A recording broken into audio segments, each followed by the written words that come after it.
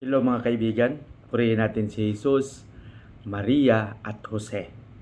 Narito na naman ang inyong lingkod, Father Bob, isang paring Karmelita. Tuloy-tuloy lang tayo sa ating mga pagninilay at pagsisikap na maging mabuting tao, lalong-lalo na sa paggawa ng kabutihan, lalong-lalo na sa pagiging tapat sa ating paglilingkod bilang binyagan. Ngayon ay araw ng Sabado, nasa 11 araw na tayo sa buwan ng Mayo. At parang kailan lang nagsimula, ngunit nakita natin na tuloy-tuloy lang ang takbo daloy ng panahon.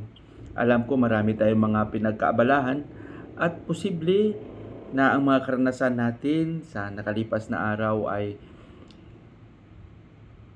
tumulong sa atin at nakakatulong sa atin upang tayo ay maging matatag pa at maging mabuting tao. Sa araw na ito, tingnan natin kung ano ang mabuting mensahe na pwedeng iparating sa atin ng ating Ebanghelyo. Ang ating Ebanghelyo sa araw na ito ay babahagi sa atin ni San Juan, Kapitulo 16, versikulo 23 hanggang 28. Dito, sinasabi ni Jesus sa kanyang mga alagad na kung ano ang hihingiin sa Ama sa pangalan niya, sa pangalan ni Jesus, ay ibibigay ito.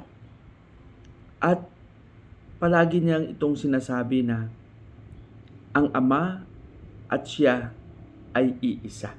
Naalala ko yung isang pagbasa na may isang tao na nagtanong na kung maipakita lang ni Jesus ang Ama, sapat na. Pero sabi ni Jesus, bakit pa kayo hahanap ng Ama? Ang nakakita sa anak ay nakakita sa Ama.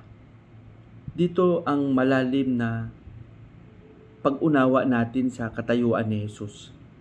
Si Jesus ay nag-iisang anak ng Ama.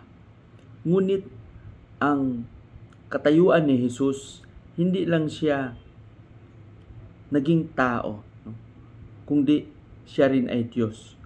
Si Jesus ay totoong tao at totoong Diyos.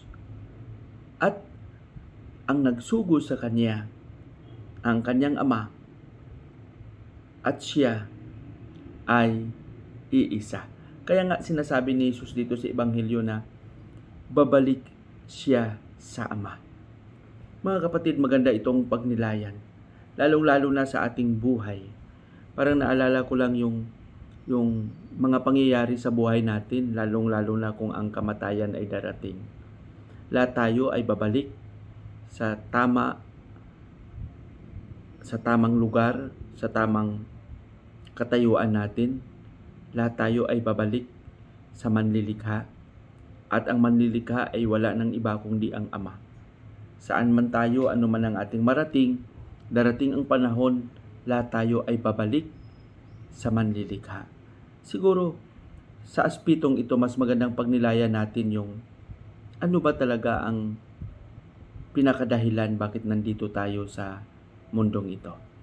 Nandito tayo hindi lang para magsikap na maabot ang ating mga pangarap sa buhay, kundi nandito tayo upang magsikap na maging mabuting tao, magsikap na makabalik sa totoong tahanan, sa totoong lugar na kung saan makasama natin ang ating Ama.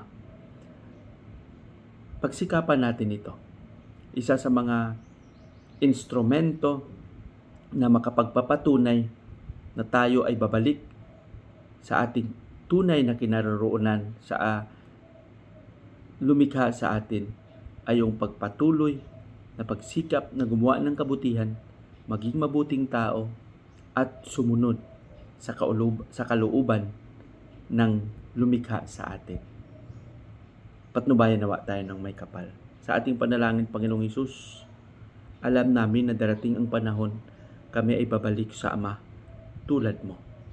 Turuan mo kaming magkaroon ng malalim na ugnayan sa iyo sa pamamagitan ng aming pagsisikap na lumalim rin ang aming ugnayan sa bawat isa. Amen.